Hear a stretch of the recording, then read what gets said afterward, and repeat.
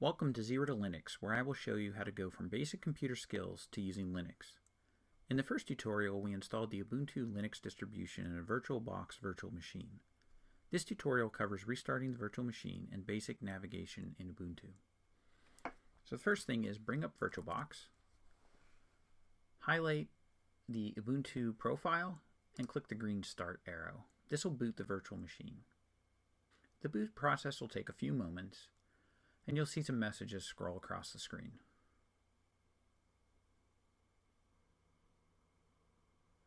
When the boot process completes, we'll land on the Ubuntu desktop. The desktop has a trash can for files.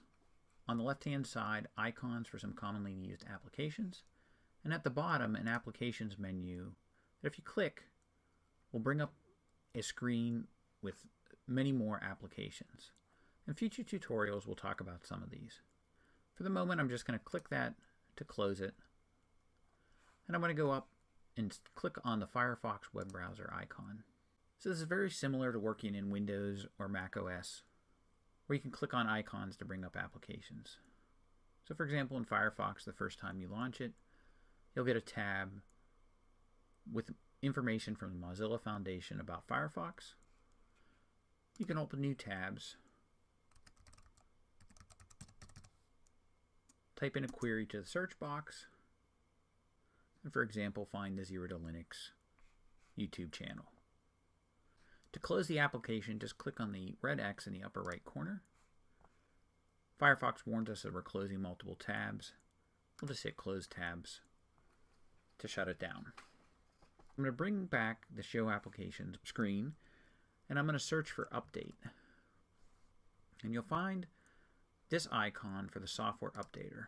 Click on it to launch it, and it'll check with the Ubuntu Central Services to see if there are any software updates available for your system software. Now in this case, it has found several. You can click Details to see, and several of these include security updates. And if you scroll down, you'll see updates to other applications. So we're going to click Install Now to accept these applications. In this case, because we're making changes to some software, it wants to authenticate the Zero2Linux administrator user.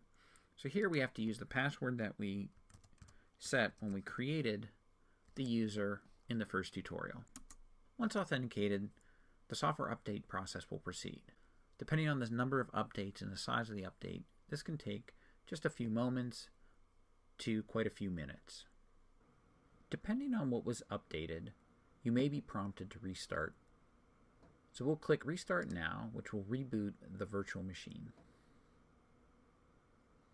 We're back to the Ubuntu desktop. In this tutorial, we learned how to launch applications, how to search for applications, and how to run the software updater.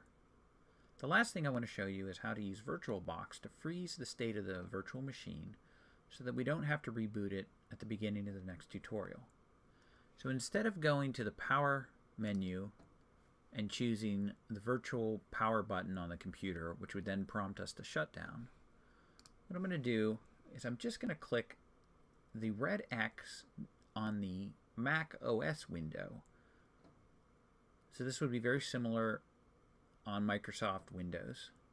So I'm not inside of Ubuntu anymore. I'm in the host operating system, clicking the red X button. And it'll ask me, do I want to power off the machine? So that's like if I just hit a power button on a real machine. If I want to send the virtual machine a shutdown signal, which will cleanly shut down Linux, or if I just want to save the machine state. So I'm going to click Save the Machine State and OK.